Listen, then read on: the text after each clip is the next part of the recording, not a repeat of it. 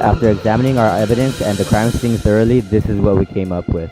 We took a look at the sign-in sheet for the meeting that was held on November 17th at 2:30 p.m. Afterwards, we went to go interview the majority of the people on the list.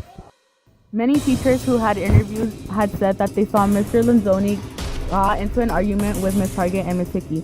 We figured that the eyewitness interviews weren't going to be accurate, so we interviewed both Ms. Hargett and Ms. Hickey. When we got to Hickey and Hargett, they had said they didn't see or talk to Lanzoni after the meeting. Both of them lied according to the other teachers we had interviewed. We went to get a sample of Ms. Hargett's hair, and it was a match to the one found at the crime scene. Ms. Hickey's hair didn't match any of the pieces found. However, Ms. Hargett was considered to be a suspect, and eliminating Ms. Hickey as one.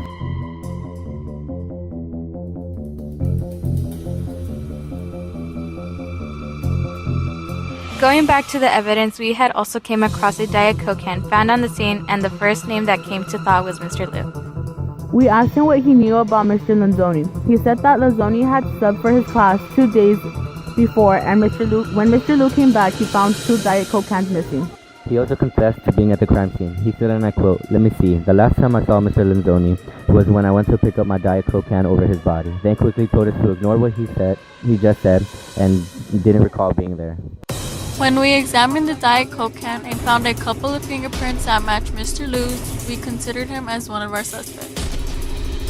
We also found fingerprints on the broken glass found in the crime scene and compared them with Mr. Liu's fingerprints, but they didn't match. So we went along to Ms. Hargett's fingerprints and we found a match.